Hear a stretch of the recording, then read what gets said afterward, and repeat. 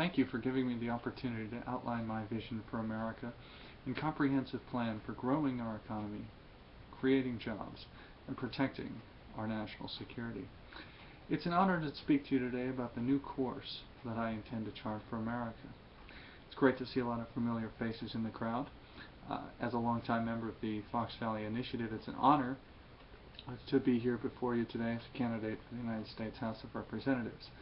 I want to thank David Lewis and your board of directors for giving me the opportunity to speak, but most importantly, I want to thank all of you, not only for being here today, but for the tremendous support you've given me throughout this campaign. I look forward to working with you in the future and representing all of you in the United States Congress. 4 months from now, voters in Wisconsin's 8th Congressional District have a very important choice to make. It's a choice between two different futures and visions for America. This election is about the type of America that we're going to leave for future generations. Do we want America to remain the greatest beacon of hope, freedom, and opportunity the world has ever known? Or do we want an America that's burdened with debt, higher taxes, more regulations, and on the verge of economic collapse? Friends, this is the question you have to ask yourselves on Election Day. Do we want more of the same, or do we want a new course for America? I grew up in a small manufacturing town here in northeastern Wisconsin, where many of my friends, family members, and neighbors struggled on a daily basis to make ends meet. Yet, despite their struggles, they remained optimistic about America and its future. They recognized that in America, anyone can succeed. Today, however, many have lost faith in their government, America, and the American dream. Growing up, I was taught that hard work, if you worked hard, played by the rules, and received a quality education and believed in God, you could accomplish anything. By adhering to these principles, I graduated from prestigious institutions of higher learning, published 4 books, and had the opportunity to stand before you today as a member of Congress. Unfortunately, I cannot say the same about many of my friends, family members, and neighbors who are struggling as a result of the nation's precarious economic situation. I'm running to help people like my friend Doug, who in 2008 lost his job at the New Page paper mill, Kimberly's largest employer for more than 90 years. The mill abruptly closed in 2008, laying off all 250 employees without giving them any advance notice. Today, Doug's is unemployed, does not have a college degree, and has 3 children to support. His wife is currently working 3 jobs to make ends meet and provide health insurance for their family. Doug's story is not unique. In fact, it's one that's being told in communities throughout this great nation. The economic policies implemented by President Obama have contributed to the hardships that plague Doug, voters in Wisconsin's 8th Congressional District, and millions of our fellow citizens. Friends, I'm running for Congress because I want to ensure that future generations have the same opportunities as you and I. I'm running because I'm concerned about the direction our nation is headed. But most importantly, I'm running to ensure that America remains the greatest beacon of hope, freedom, and opportunity the world has ever known. To ensure that this goal becomes a reality, we need to implement what I call the 9-point plan for winning America's future.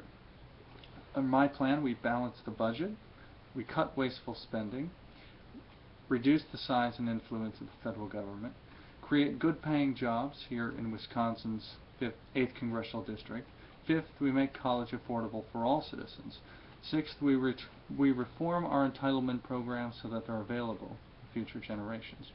7th, we repeal Obamacare and replace it with a free market-based system that offers choice, competition, and opportunity.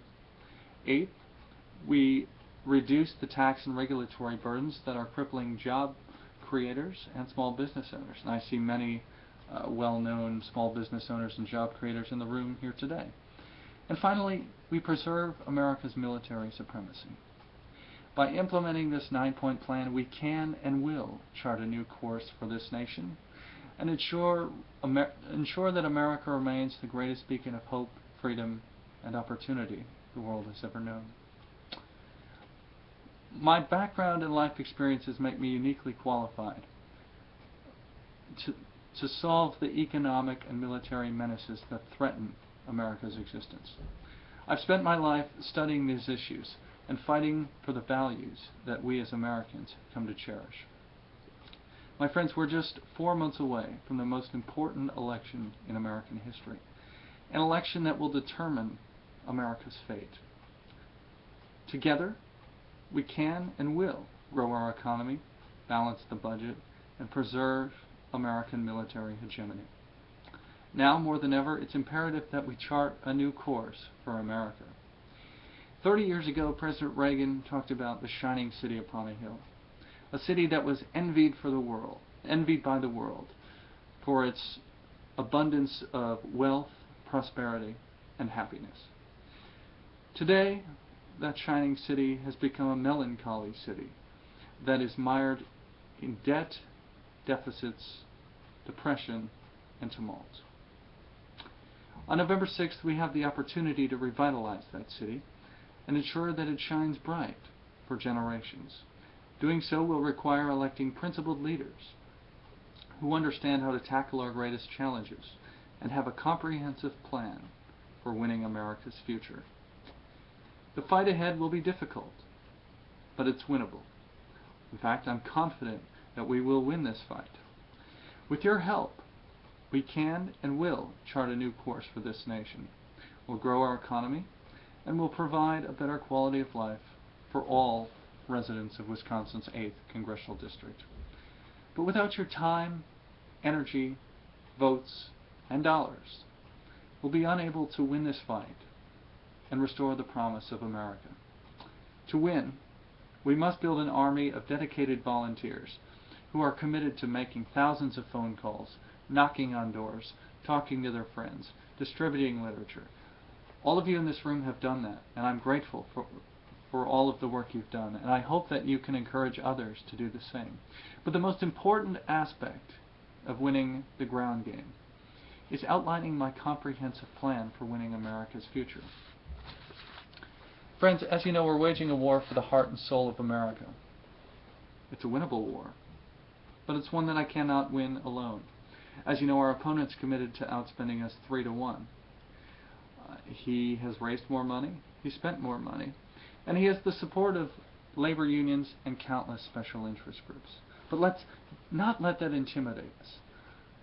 I'm confident that by focusing on our message of limited government, a strong national defense, and growing our economy, we can and will win this race.